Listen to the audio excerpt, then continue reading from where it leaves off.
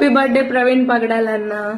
ఈ వీడియో మీరు చూడరు అని నాకు తెలుసు, కానీ కొన్ని వీడియోస్లో నేను చూశాను. మీ ఫ్లెక్సీలు పెడుతూ, మీ బ్యానర్స్ పెడుతూ దాని మీద ఇలా రాశారు, నీతిమంతుణ్ణి జ్ఞాపకం చేసుకోవడం మంచిది అని. ఒక్క మాట చెప్తాన్నా, అసలు మిమ్మల్ని మర్చిపోతే కదన్నా మేము జ్ఞాపకం చేసుకోవడానికి. మీరు చనిపోయిన నుంచి ఎప్పటి వరకు ప్రతి రోజు మిమ్మల్ని జ్ఞాపకం చేసుకుంటూనే ఉన్నాం. సోషల్ మీడియాలో రోజుకు ఒక్క వీడియో అయినా నేను చూస్తాను, అందరూ చూస్తారు. ఈ ప్రపంచంలోనే చాలా మందికి తెలియని ప్రశ్నలన్నిటికీ సరైన సమాధానం ఇచ్చింది మీరు.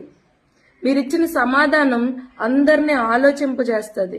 ఉన్నది ఉన్నట్టుగా మాట్లాడారు.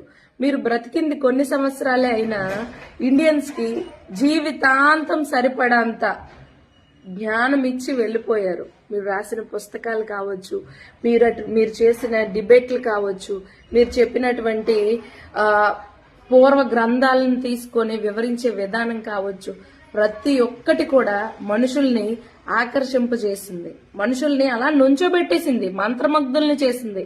అంత జ్ఞానము దేవుడు మీకు ఇచ్చారు. దేవుడు చాలా మందికి జ్ఞానం ఇస్తారు.